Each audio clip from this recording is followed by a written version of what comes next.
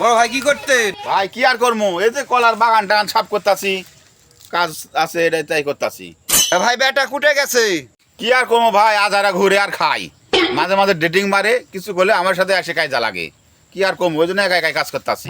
বেটালে তো খুবই গর্ব করতেছিলেন যে বেটা এ মায়ের বেজায় তোমার আর মান সম্মান আছে।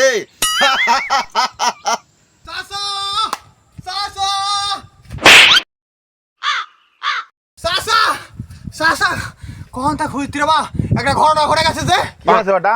তোমার বেটা ওই পাড়াতে ধরা পড়ে সবাই মিলে বিয়ে দিয়ে দিতে।